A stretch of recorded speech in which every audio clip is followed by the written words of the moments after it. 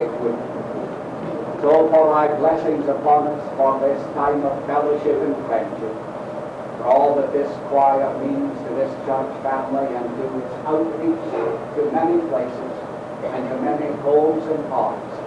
We offer thanks. Thus, our Father, in a spirit of joy and gratitude we come. I was looking really at the other one. He didn't give you a choice, did he? He surely did.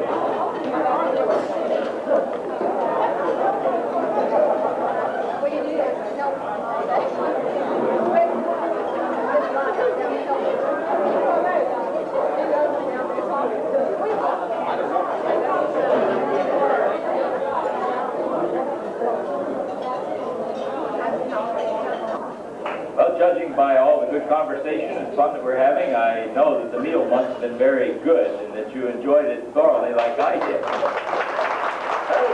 not ready for that yet. I'm going to ask Rick if he'll go out and get the kitchen crew, please, so we can give them a round of applause.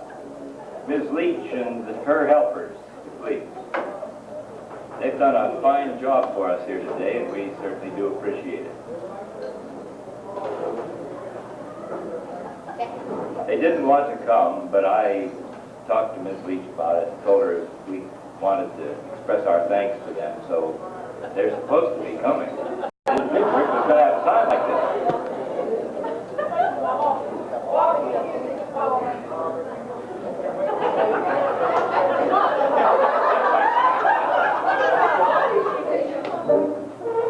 Here we come. Here is the crew. We thank you very much. We understand that the truth of the matter is, thank you.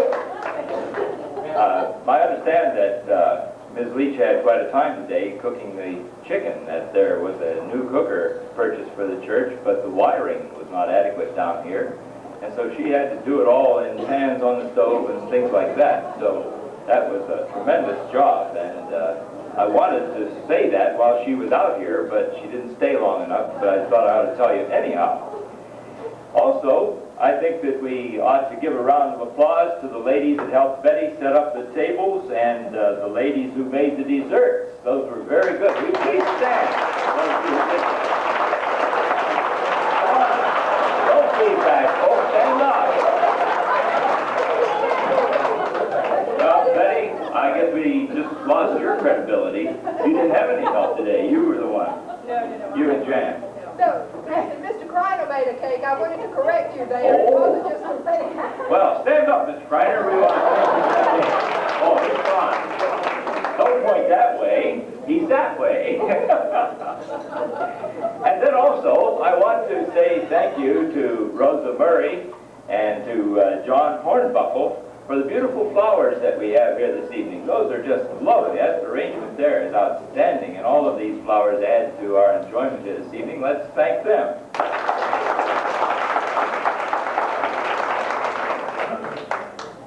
And now I think that it's time for us to have some fun and focus our attention on Dr. and Mrs. Edwards for this evening.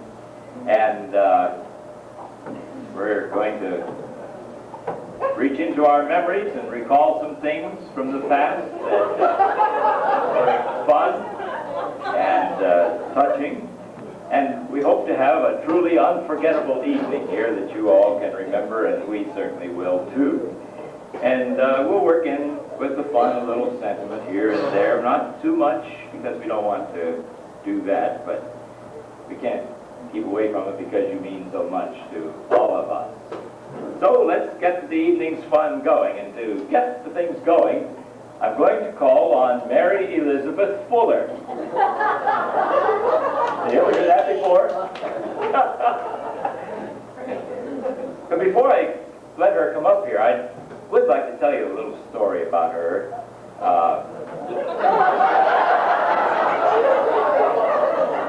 This goes back a few years to those good old days when she was a young lassie. She came from... She came from that wonderful little town of Durham that was very advanced, progressive. And she went to a small town nearby. She didn't want to go too far. I think they called it something like Chapel Hill, was it? And they have a little school over there. She went there, and she didn't know what else to do. She thought probably the easiest thing to do is study music, because she liked the Beatles.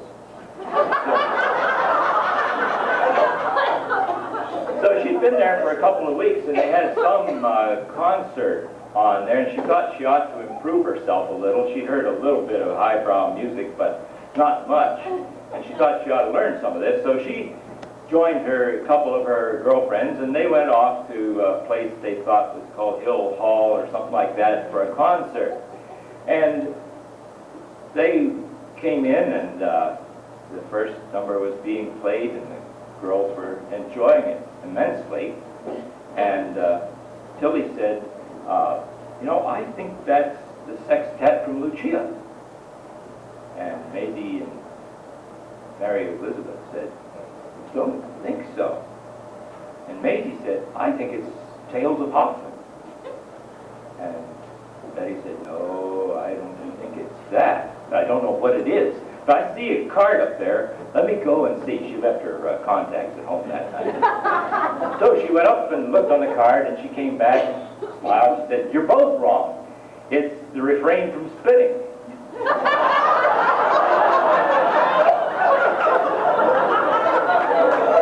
Okay, Betty.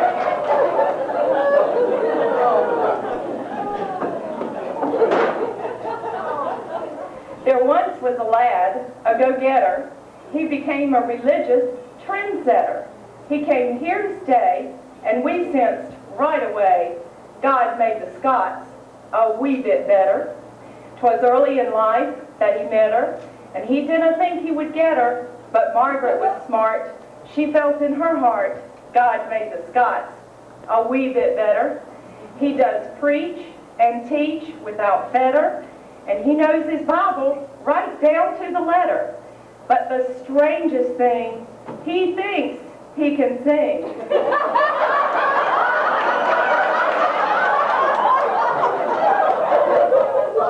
God tried, but he couldn't do any better.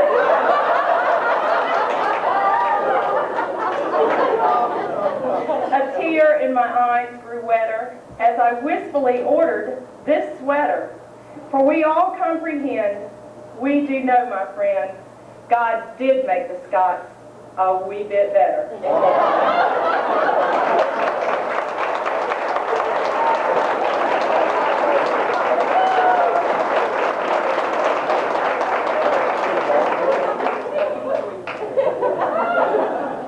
She's not only a musician, she's a poet. Jackie Clark wrote this. That's very good. I have had anything to eat for a week.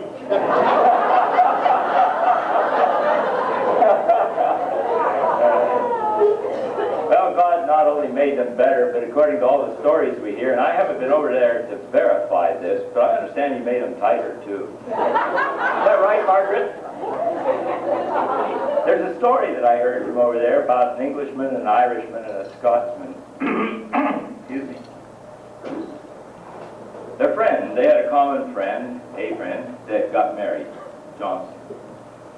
And the three fellows got together, the Englishman, the Irishman, and the Scotsman. And they mentioned about the wedding and wondered if one another had gone. The Englishman said, no, I wasn't able to get there. But I did send him a coffee service for 12, and he was very proud of himself. Well, the Irishman was not to be outdone. And he said, well, I didn't get there either, but I sent Johnson a tea service for 24. And the Scotsman, of course, said, well, I didn't make it either, I'm sorry to say, but I sent him a pair of sugar tongs for 100.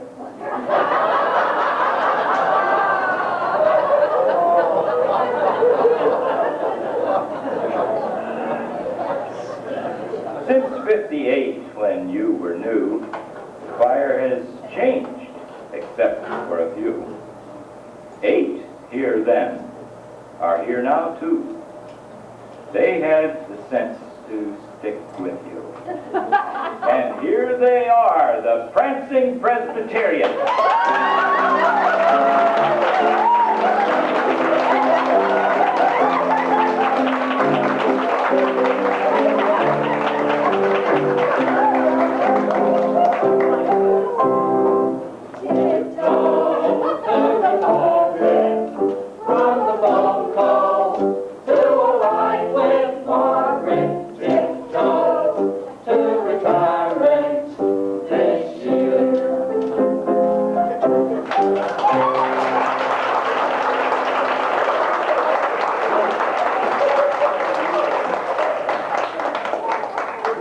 What talent we've got, I'll tell you.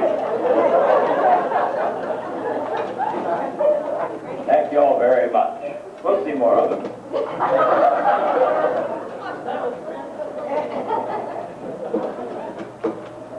We're going to hear from Joe Browdy in a minute. I'd like to tell you a little story about Joe.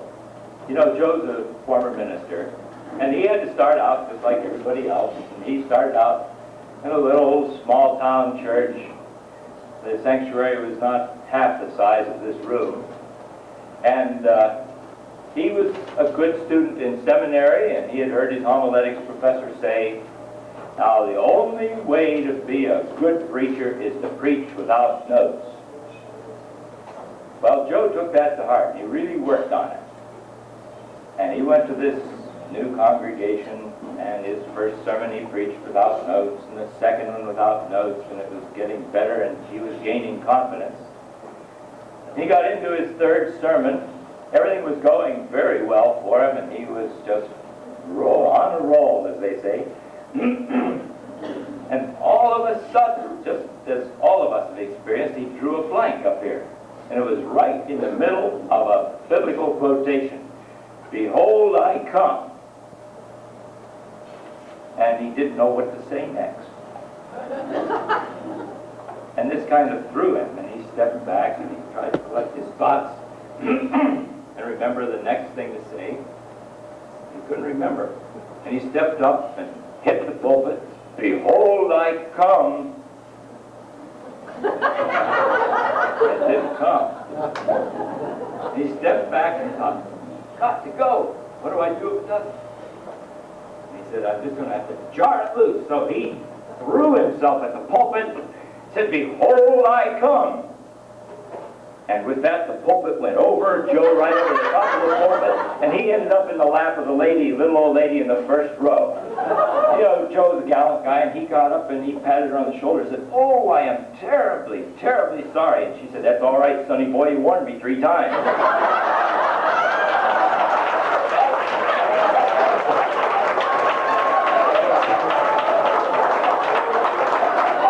I gave you a little warning, Joe. You laugh, but that's true. He forgot the rest of it is, behold, I come quickly. And that's the warning.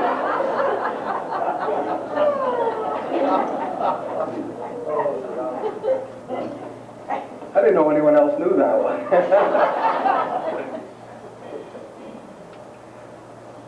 Al, the time and effort required to search this out made me somewhat hesitant.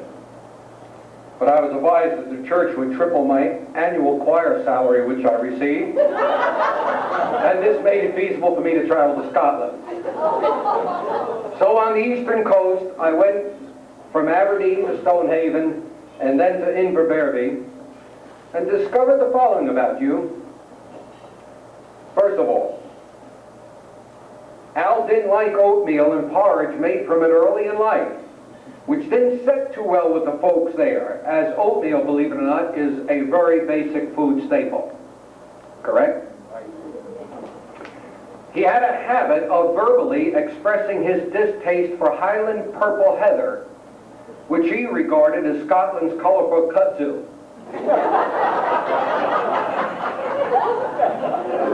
He was resistant to attending church and his own spiritual development, which put him in direct conflict with his grandparents who struggled to keep him in line. And fourthly, he may have indicated that he left Scotland voluntarily for the opportunities in America, but was literally kicked out. Not so much for his repeated disagreements over spiritual matters, but particularly for his involvement with the spirits of Scotch whiskey. Furthermore, his peers, tired of not being able to get a word in edgewise when engaged in conversation with him, bundled him up and shipped him off. Now, at this point, my choir pay ran out, and I couldn't afford pursuing your whereabouts in Virginia. So we came to Raleigh in 1974, having interacted with a Welsh preacher at Germantown Presbyterian Church in Philadelphia, Irish friends up north, an English woman in Raleigh, Canadian officials in Ontario, etc., etc. I had difficulty comprehending suggestions that we go to First Church in Raleigh and hear a Scotsman. I wasn't sure we'd recognize one by sight or hearing. The truth is that we did, until one of the preachers feebly rolled his R's, and since that is one distinct characteristic of Scottish grammar and professional singers, I concluded that Al was the one. His singing confirmed that he was not a professional musician. His pulpit mannerisms were peculiar to me. As far as the order of service goes, never have I been in a service where we are handed one order, beautifully printed on paper, and follow another utterly confused in practice.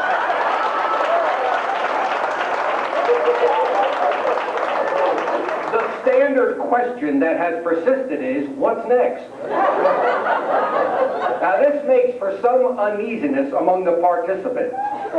Initially leading the choir, I was forced to look at Norman Acker for direction, but that turned out to be a mistake. After years of interaction with Al, Norman is as confused as ever, and manages to survive it all by simply going to sleep till he's awakened by Al. Now once an unusual thing happened. The order was being repeatedly changed each Sunday that Norman drifted off early. When brought to his senses by Al to play the Gloria, he struck 3 chimes in succession and the choir immediately rose and departed.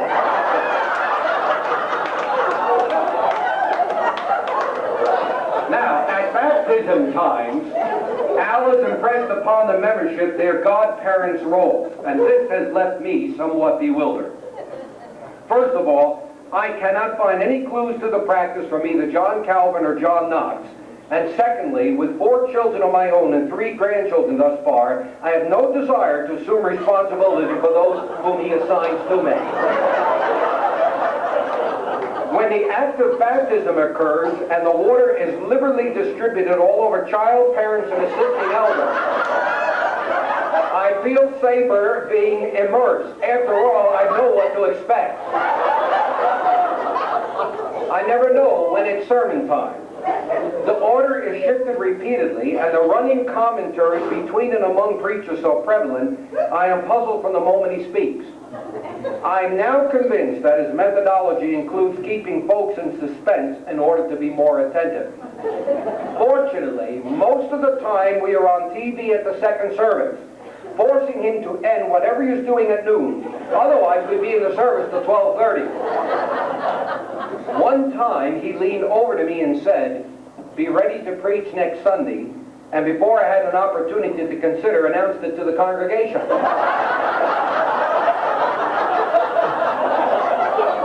What became even more traumatic was the Saturday night he had Margaret call to say that he was in the hospital and unable to be present the next day on doctor's orders. I was the substitute for both services. I managed to get my act together only to discover Al hiding in the rear of the sanctuary at the first hour of worship, checking me out.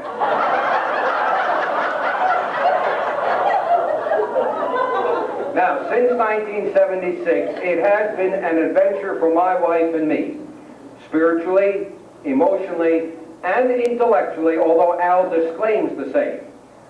We shall indeed miss his presence in the pulpit and his leadership as an institutional administrator. I remind my colleagues here, however, that old preachers never die. They just exchange pulpits for choir pews. We're in trouble.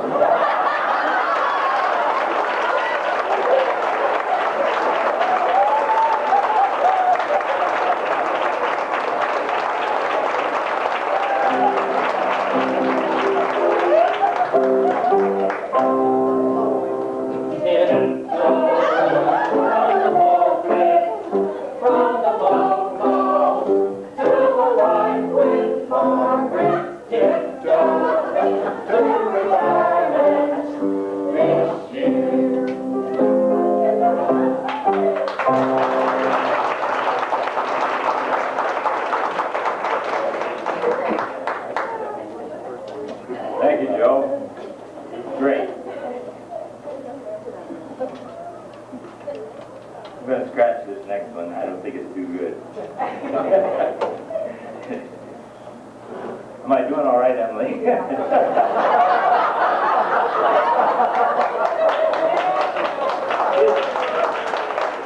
You should have felt the car shaking when we were coming down here. We stopped at the stoplight. She was a nervous wreck. It wasn't my driving. Changing hymn tunes has been your thing because you like the rafters to ring. We've changed a few words, our message to bring, since our way of preaching is simply to sing. For those of you who were here last Thursday night and practiced, will you please come up either to this side or the piano here, and we'll render a song for you. A little marching music, please, Norman.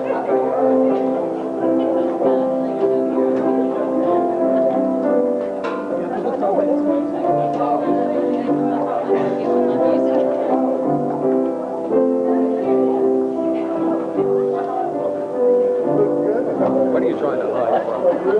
Oh, where are you going, Albert George, Albert George? Oh, where are you going, charming Albert? Please don't go anywhere, for you'll always need our care. You have left your job and just don't want another. Oh, what will ye do, Albert George, Albert George? Oh, what will you do, charming Albert? You will help around the house and run errands for your spouse. Treat her well, 'cause you'll never have another. Oh, how will ye act, Albert George, Albert George? Oh, how will ye act on Sunday mornings? You can stand and preach and squawk, time to let another talk. You have left your job and just don't want another. Oh, we love you very much, Albert George, Albert George. Oh, we love you very much, charming Albert. With your quality so grand, you're the finest in the land, and we'll keep you in our heart, yes, forever.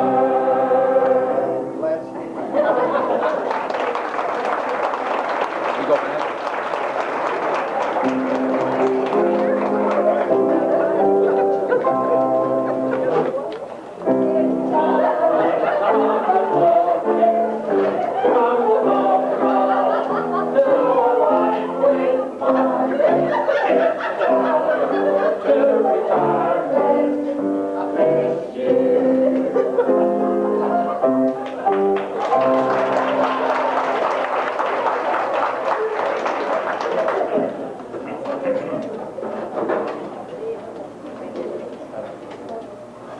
I heard a story the other day about Henry and Fred.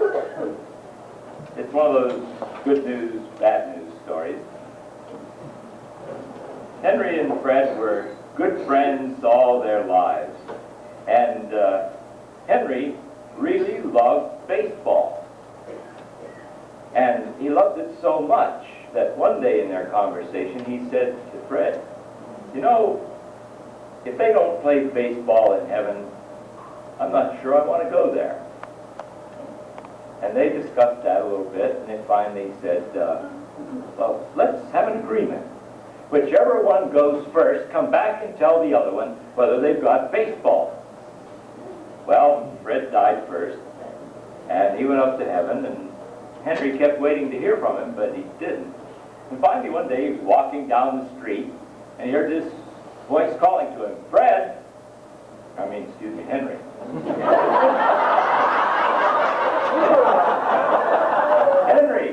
Henry, back here!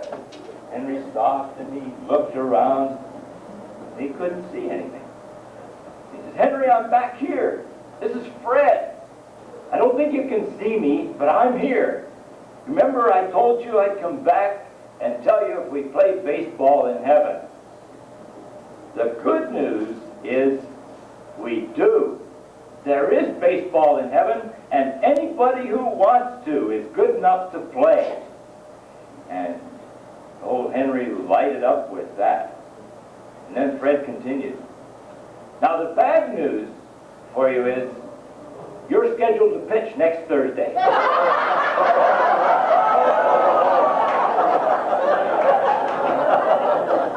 One of the good news is, for us, you're scheduled to present your pitch now.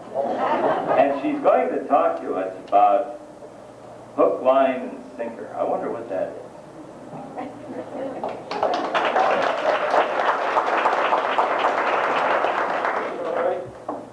Sounds kind of fishy, doesn't it?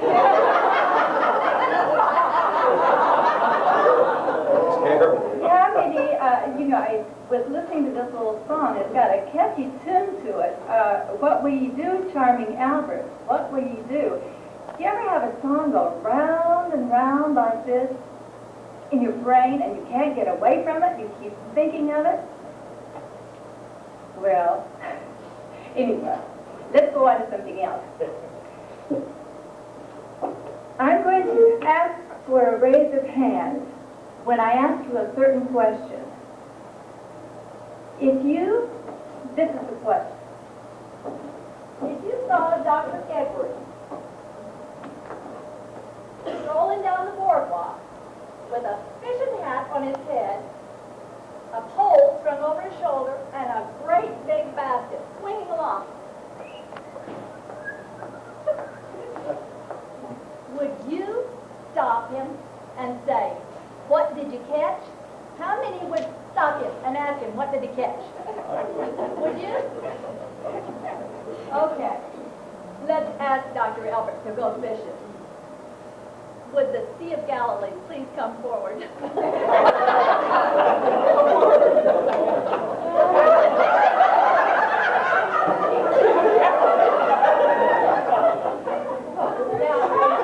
I want you to know, this is the Sea of Galilee, and it's spelled S-E-E, because we want to see what he catches.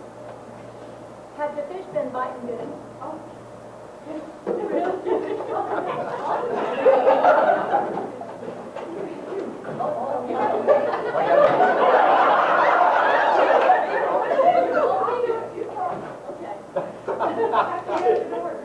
Oh, wait a minute, my notes.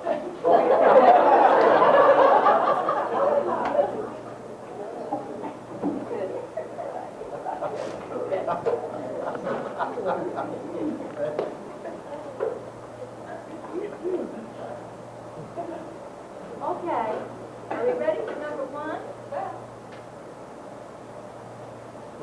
Dr. Edwards, All right.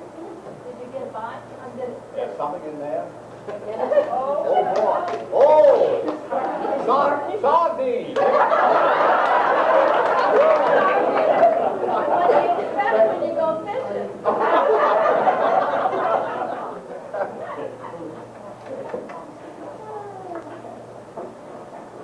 Okay, number two. Here we go. That's love from all of us. Oh, thank you.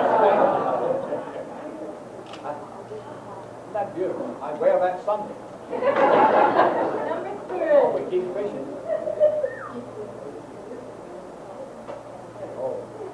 Okay? Does it have a label on it someplace?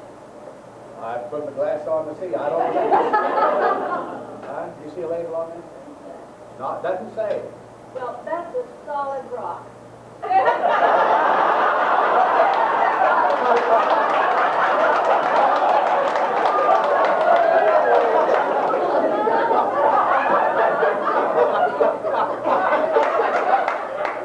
Oh, me. Four. Well, A disc we think you need. mustard seed? Mustard seed. Oh, well, there's scotch, in fact. It is. That's, It is. we thought you might catch that Yeah, out. okay. Okay. That's good. That's for faith. That's for faith, okay? Now, I want you to watch out for this next one. Uh-oh. Let's put a little suspense into it, Dr. Lewis. Just make them curious. Want me to keep them about 5 or 10 minutes? Anybody have a guess? Oh, you gotta wait until the fish fry. Oh, that's right. Okay, anybody got a guess what the next one is? Shark. Okay. Okay? Temptation.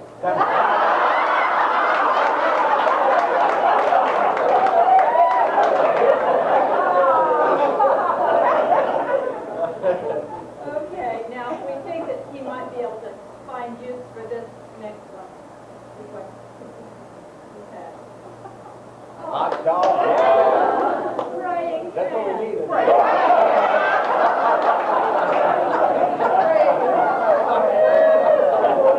Okay. That's good fishing, I tell you. One more. Okay. Candle. Light. Light. Light. Oh, Light of the Lord. Okay, one more thing that might be pretty heavy. You better just take it easy on that. That's a heavy one. Go easy. Mount the ball.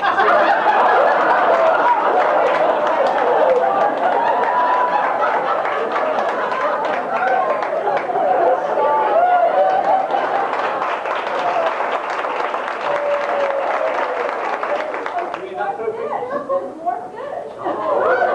That's the best fishing spot I've ever found.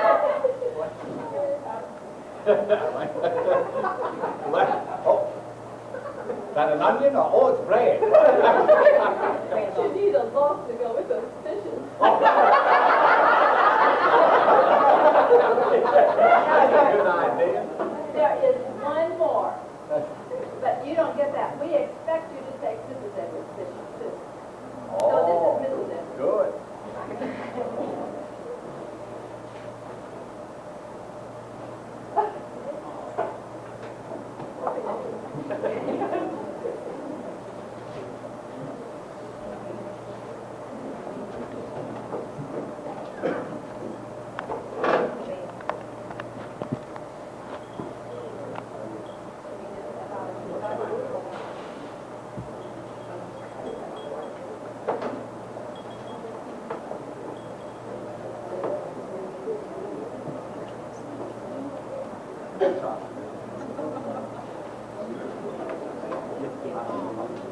That's a joy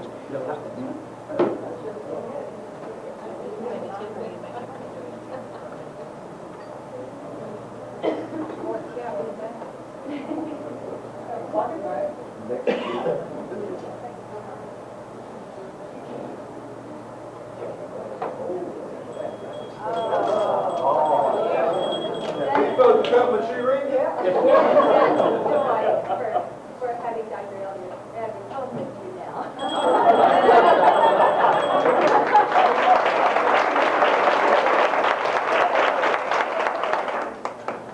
Dr. Edwards would like to say that we're sorry that you're Spanish.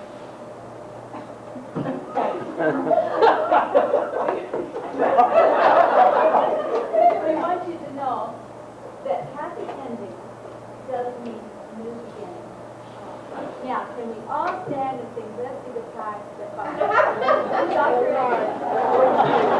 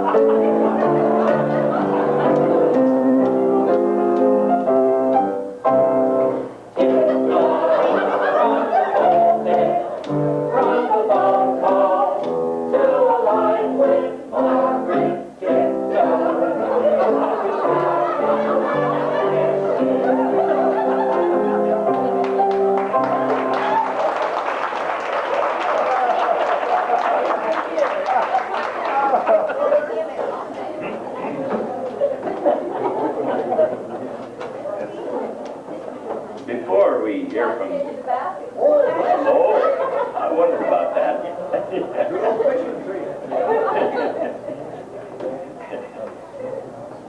Well, you appear to have good luck at fishing, much better luck than I ever had. That's a real good luck, isn't it? Yes, indeed. We're going to hear from Norman Acker next, but before we hear from him, I have a couple of things I'd like to say. Number one, and this is serious, maybe some of you haven't heard this, but Norman has been taking a course at State. I think it's a history course, if I understand.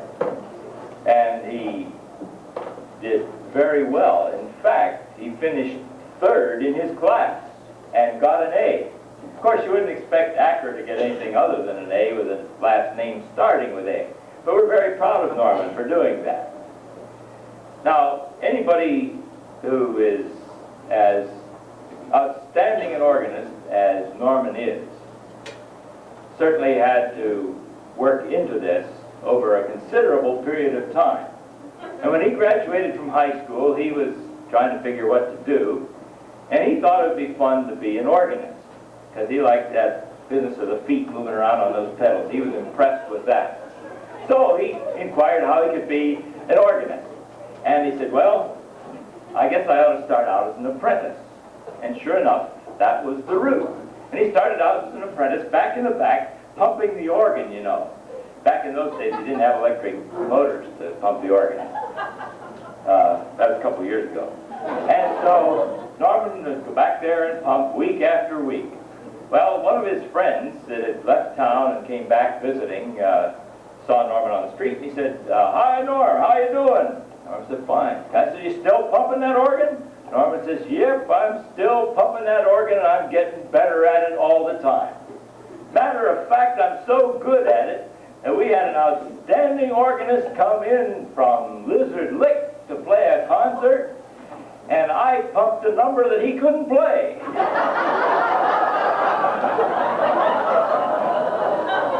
Well, let's hear from Norman.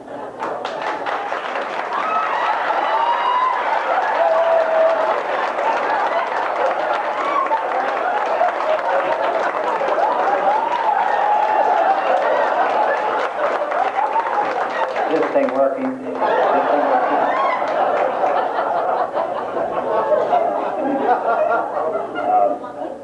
Rick kindly loaned me this stove.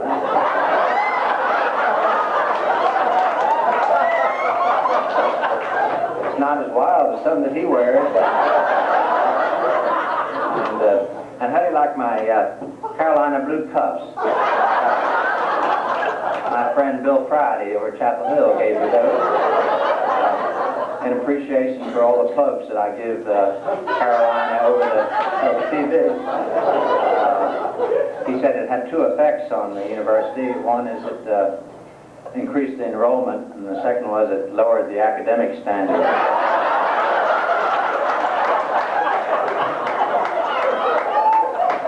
All my remarks were off the cuff, so he gave me some new cuffs to wear. And about this hat, Dr. McCorkle used to call me the bishop. I'm afraid Rick's going to call me the rabbi. When John Calvin was preaching over in Geneva, he wore a hat, so I guess I'm in good company. And but the reason he wore a cap was in the church over there, there were a lot of pigeons flying around. I don't see any pigeons here, so I'm going to get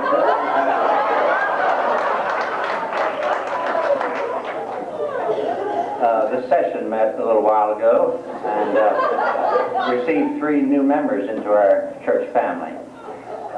Mr. and Mrs. Roger McDougal-Sack Pfeiffer and their teenage daughter Martha. They're being accompanied by ruling elder Ed Clear. Norman, a little rocking music, please.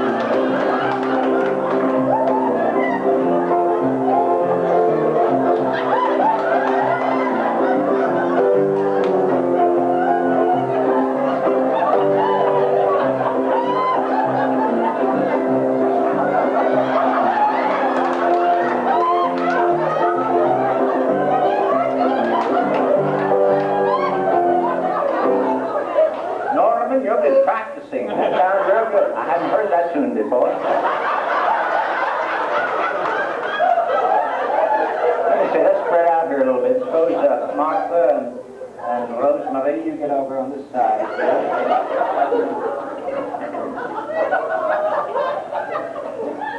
Our new members come to us by letter of transfer from the Church of the Holy Cadillac.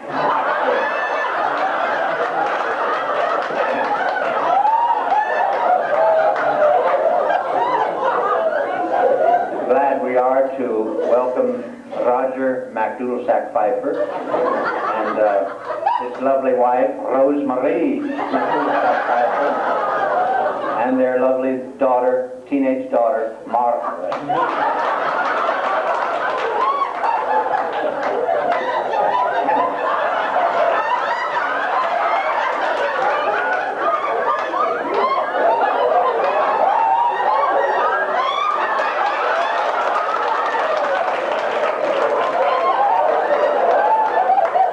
By the way, suppose you step forward so that people can see you.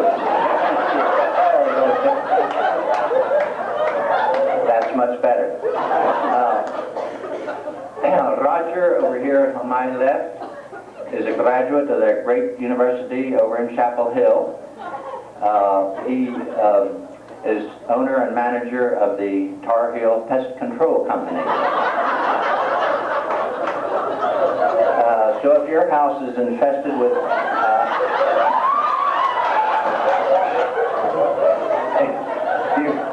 if you have rats or roaches or fleas or bed bugs, or if you have bats in your belfry or ants in your pants, this is the man you want to see.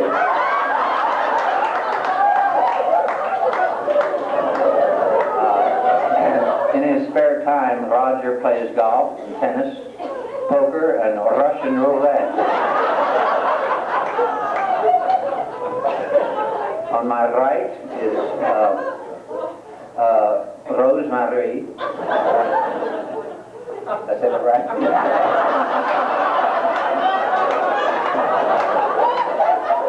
Rosemary McDoodlesack Pfeiffer, and that is spelled MacDoodlesackPfeifer.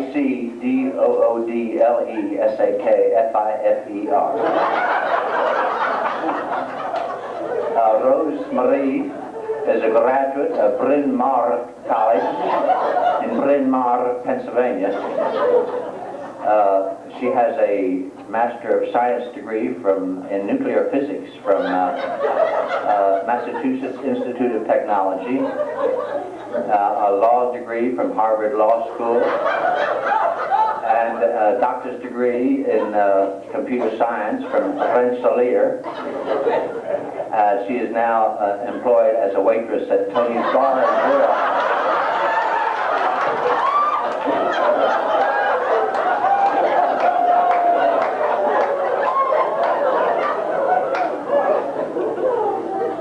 And standing next to Rosemary is their lovely teenage daughter, Martha.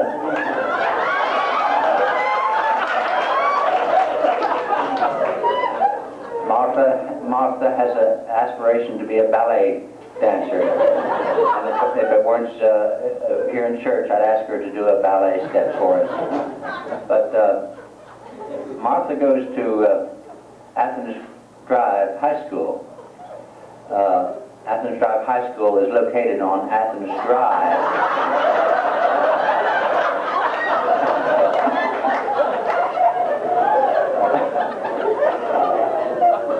In addition to her school studies, Martha plays tuba in the high school band. She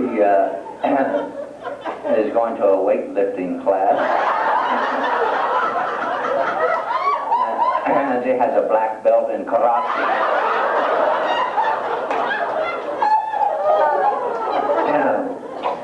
At the end of the service, I know you'll all want to welcome our new members. They'll be here at the foot of the steps with the ruling elder, Ed Clear. Now, be sure to tell Ed your name. He's getting older, and he may forget your name. So But before we do that, let's all sing, well, we usually sing Blessed Be the Tie, but let's sing Jesus Loves Me.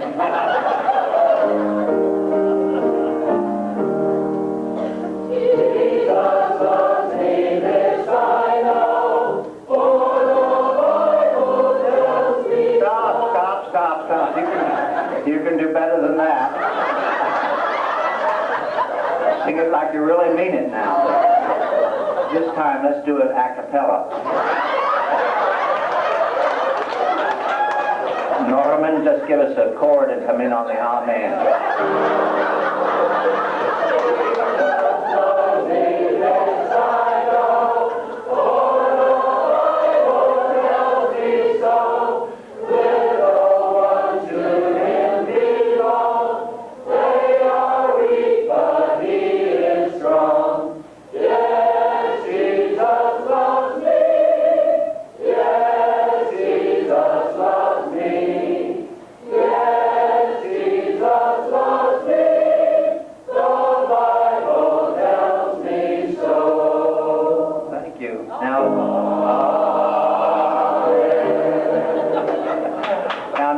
Give us a little walking music while new members take their seats.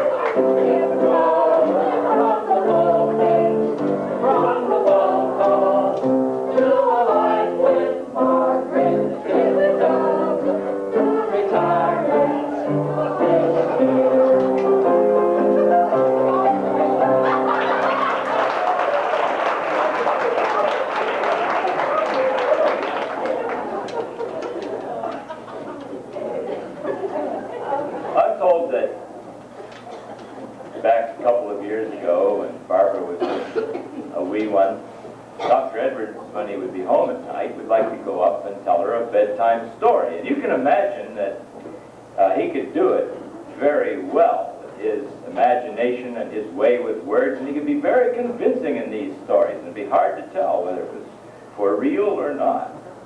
And so this one night he told a story that was particularly captivating and real. And Barbara said to him when he got all through, she said, "Daddy, is that a true story? Or are you preaching again?"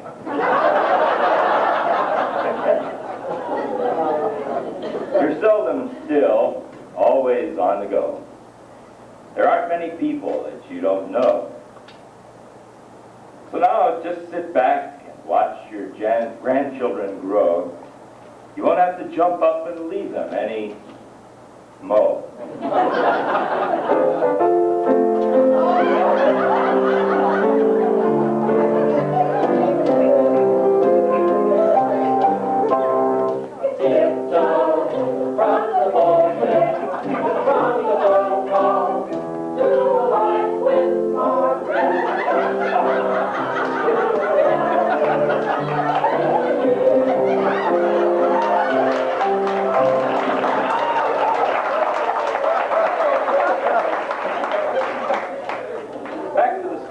Just a minute. There's so many good things come out of Scotland. There's a story of the Scotsman and the train conductor that were having a little bit of a tiff on the train one day, because the conductor said that the fare was 52 pence, and the man that was riding said, "No, it's 51. And so for that 1 pence, they were really having a set-to for a long time. They went at it.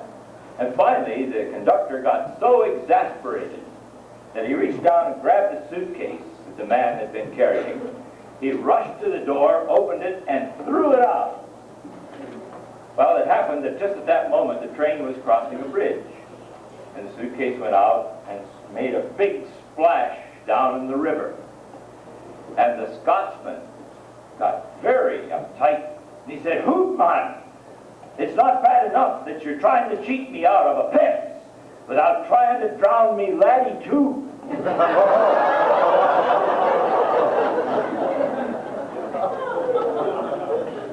Now we're going to have another fine rendition by the Thursday Singers.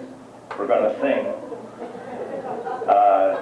And those of you who were here last week will come forward again, please.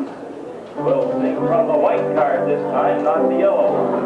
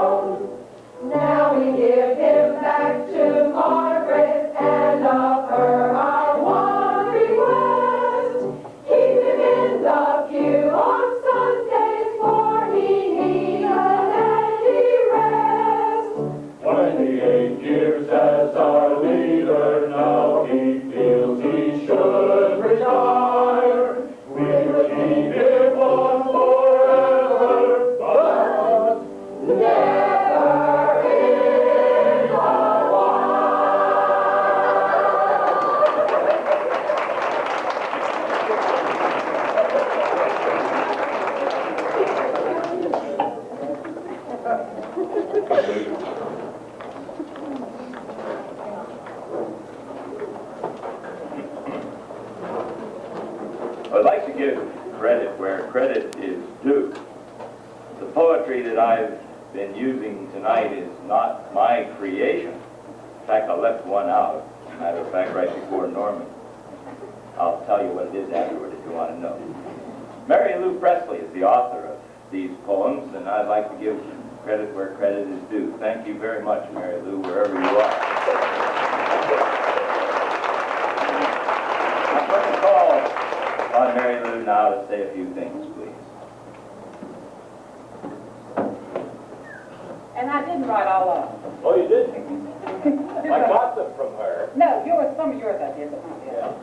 Yeah. Margaret, lest you think you got off scot-free, these next few minutes are devoted to thee. Since your life is changing pretty soon with a husband at home at lunch, for lunch at noon, we've items to help you soften the blow and suggestions to make the time really go. These balloons are filled and rising now, but after a while they'll dip and bow. To keep them full for years to come, use hot air. You're sure to find some.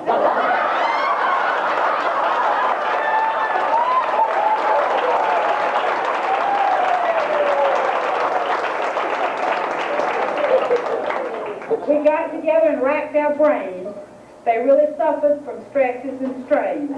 Recalling outstanding things Edwards has said in sermons he's preached as this flock he's led. We wanted to take some pithy remarks, you know, the kind that give the mind sparks. We looked and we looked. Oh my, how we tried to fill up a tape 90 minutes per side. Margaret, we worked as hard as we could for things from his sermons we thought sounded good. Here's the result. We give it with pride, although it doesn't even fill up one side.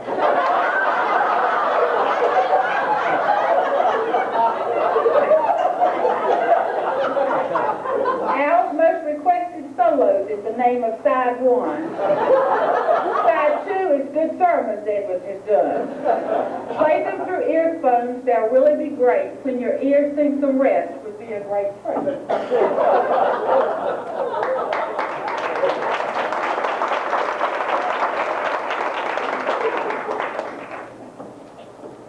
This yellow box comes filled with our love for one who's worked with him hand in glove to keep some sanity in his life by being the ideal minister's wife. The card we've written comes from the heart. We mean every word of it, not just some part. Behind every great man stands a great woman showing him the way. Thanks for showing him the way here and sharing him with us every day. The Chancel Choir.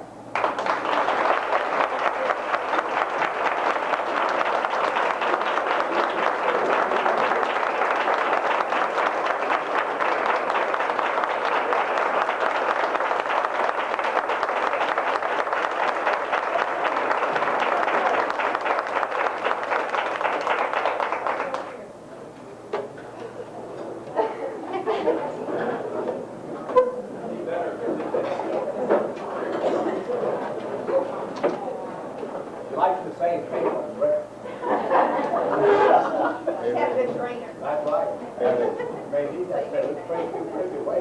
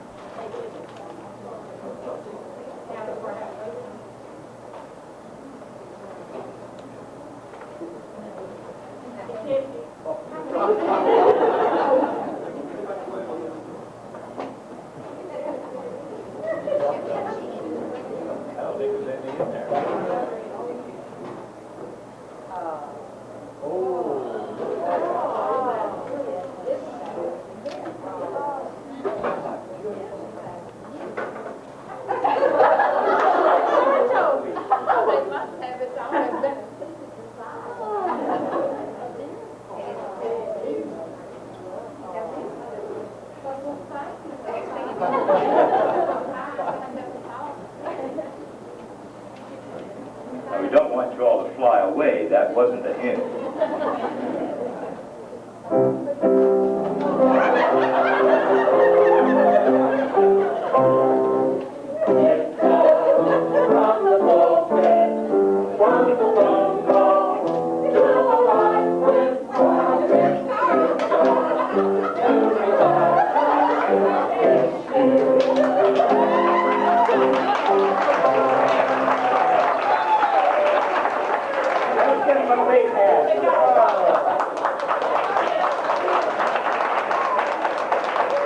Thank you all very much. You've been elegant, just tremendous. One time, Dr. Edwards was invited to dinner at somebody's house here in Raleigh. I don't know who it was. And during the dinner, the little girl piped up, and you know how kids are. They just spout things out. You never quite know what to expect. And this little girl said something about, boy, you really had to be brave to go to church these days. Well, Dr. Edwards kind of perked his ears up at that. And he said to the little girl, I'm rather surprised to hear you say that. Why do you say that? And she says, well, I heard Daddy tell Mommy last Sunday after church at dinner that the choir murdered the anthem, the organist drowned the choir, and there was a big gun in the pulpit.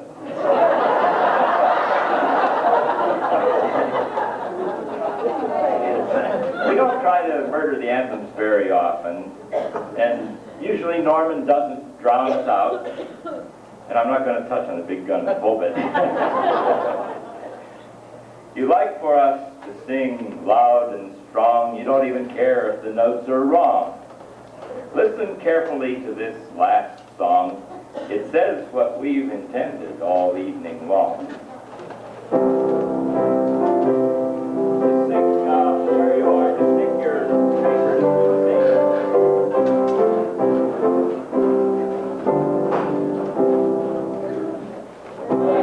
When you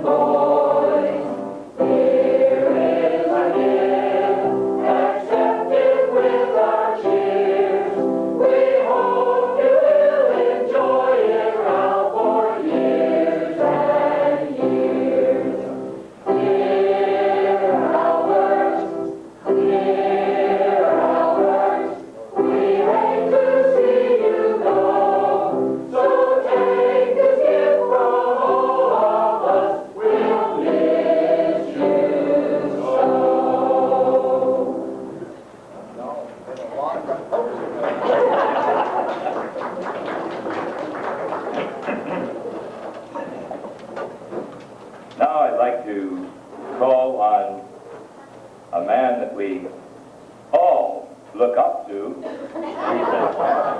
He's the tallest one here. He's a member of the North Carolina Basketball Hall of Fame. He's the only Hall of Famer that I know.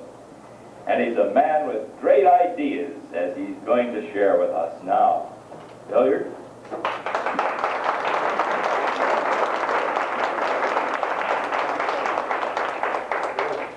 To start off with, we have every gift you have to have a card, so we have got you a...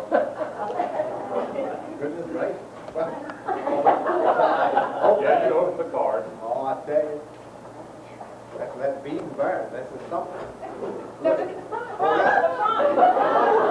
Oh, here are the bare facts. And then,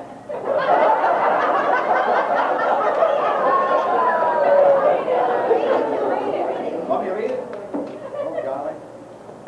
We can't, oh, no, I can think we cannot bear to see you go. That's marvelous, and signed by the clock. I will always treasure that.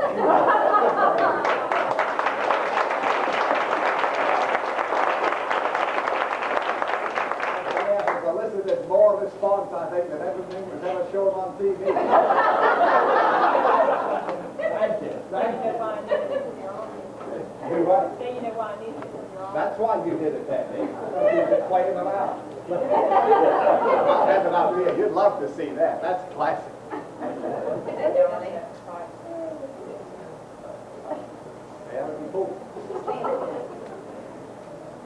In most situations, there's an element of good news and bad news. Tonight, for instance, the good news is that we're enjoying the fellowship with good friends and loved ones.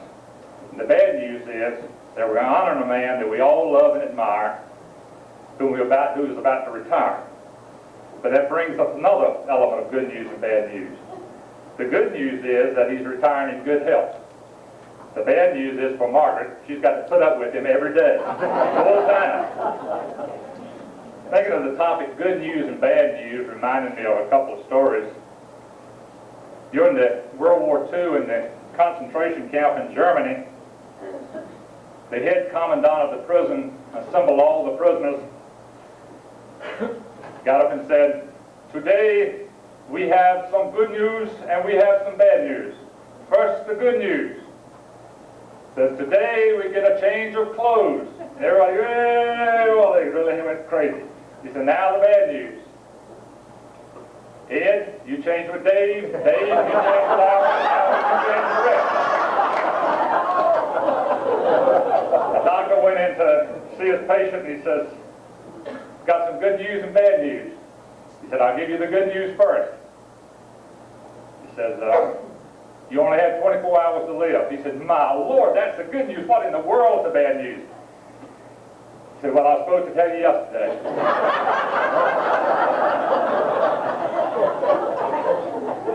This church is a place of good news. And another place of good news is the Bible.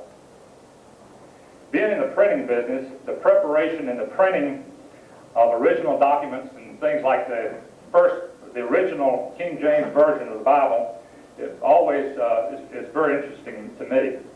Let me share a few details with you. In the early 1600s, King James of England commissioned 50 of his best scholars in the kingdom to translate a new copy of the Bible to be used in the Church of England. And there's also to be sold to some select wealthy Englishmen. In 1610 and 1611, Robert Barker of London printed this Bible. The title of the Bible was the Holy Bible, newly translated out of the original tongue. It became commonly known as the King James Bible. And it is considered by many to be the most important Bible ever produced for Protestant religion.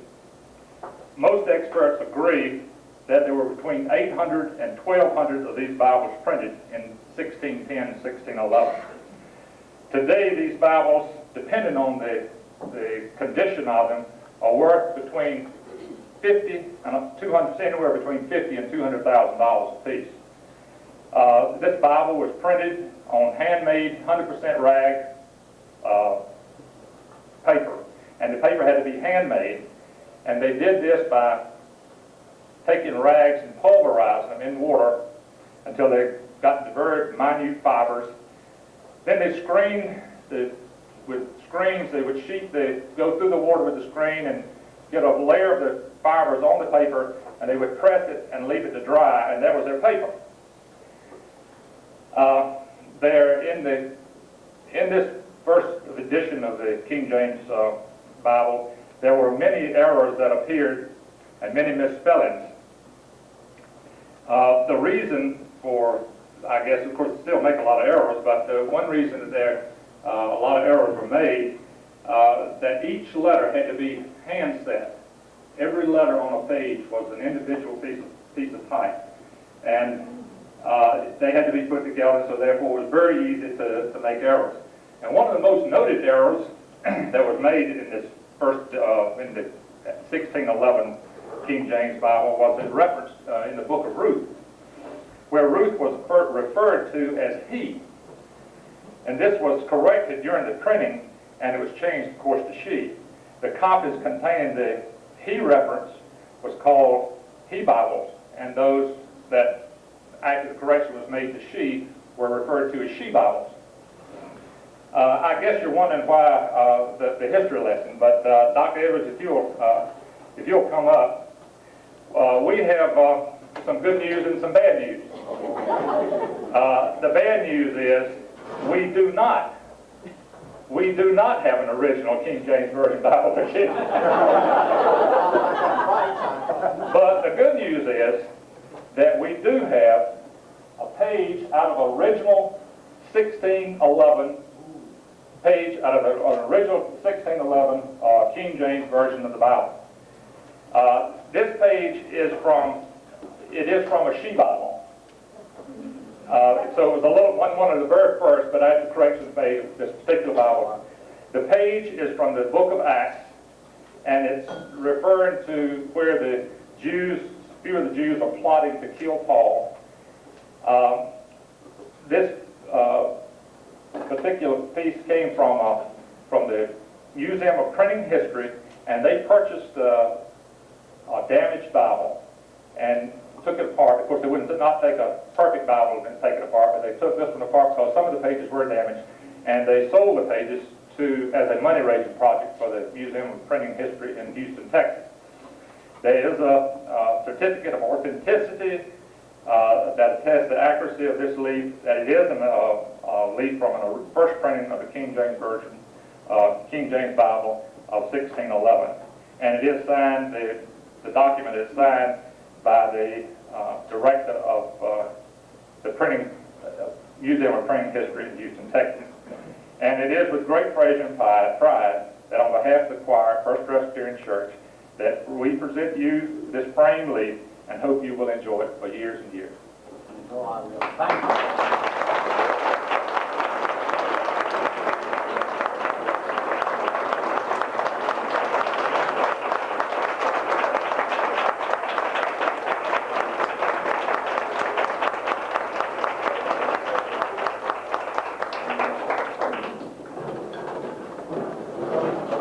Thank you very, very much.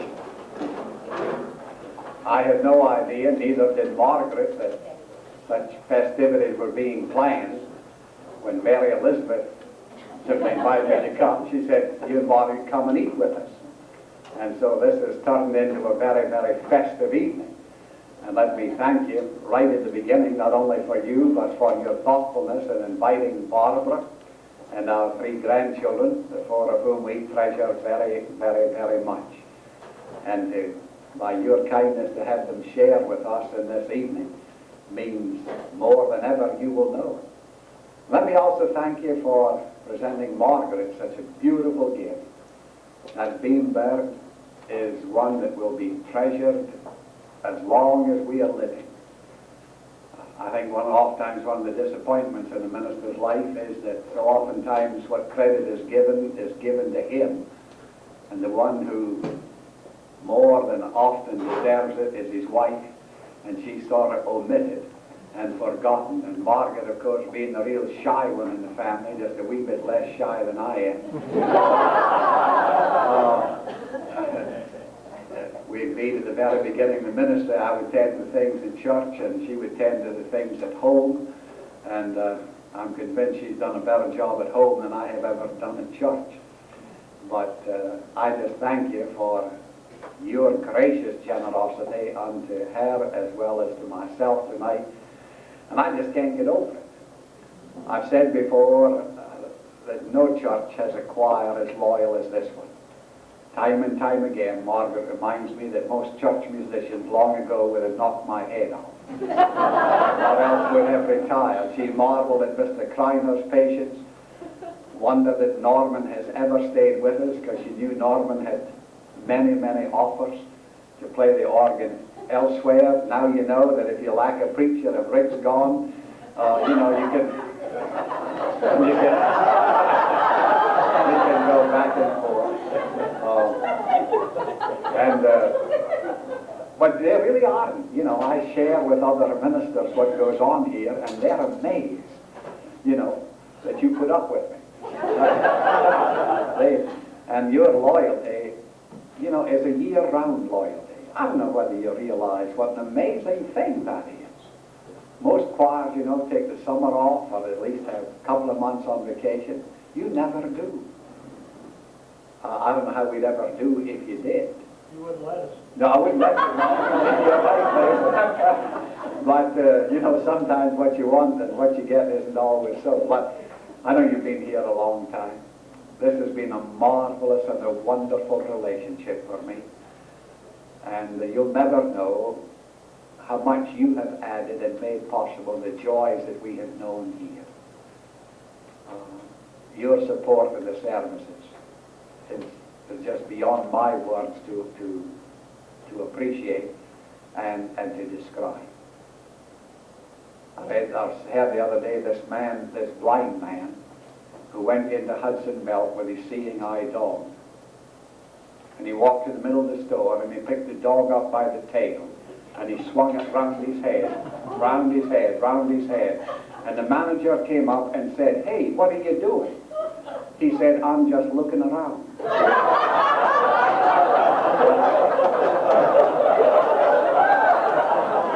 Well,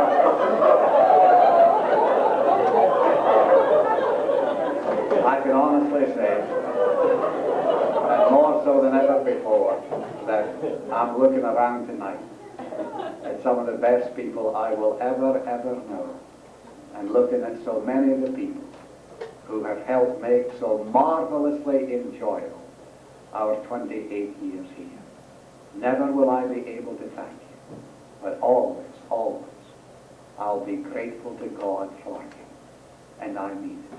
And always this marvelously, beautifully, and we'll leave it up here, framed page from the She Bible. I guess it's appropriate I get something from the She Bible.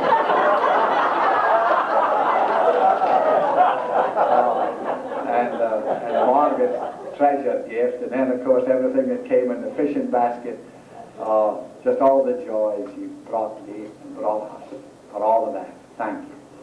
And you get so much talent here, all the poets in the crowd, Mary Elizabeth there, you give her an idea, you know, and in 5 minutes she can write about 12 lines. She's being another good preacher. Casperdale, you must have been a good preacher when you were in the pulpit, I tell you. And Joe, well, I'll have something to say to you later. But thank you. Mary E., you really tricked us into this night. But it's one that will linger with us for a long, long time. Well, we still have some Sundays to go. So I hope you'll be there then. Well, I said at the beginning that we wanted to have an unforgettable evening, and I believe that all these folks have made it that way. Yes, indeed. They really You have. don't leave us in. And what shall we say about the troubadour?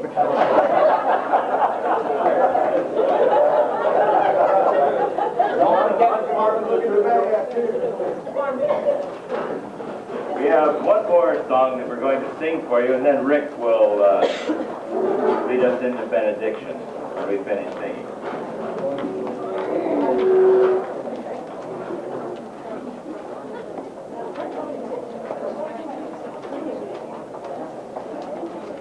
All right, can we have some marching music? Watch it.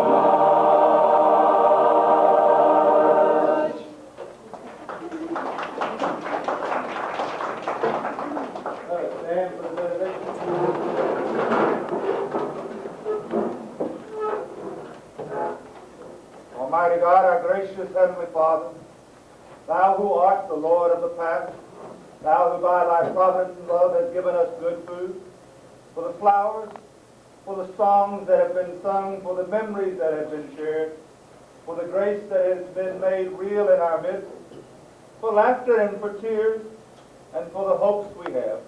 We give Thee thanks. And we go forth in the promise that by Thy grace and by Thy presence with us, the future that is to come will be a wee bit better. Amen.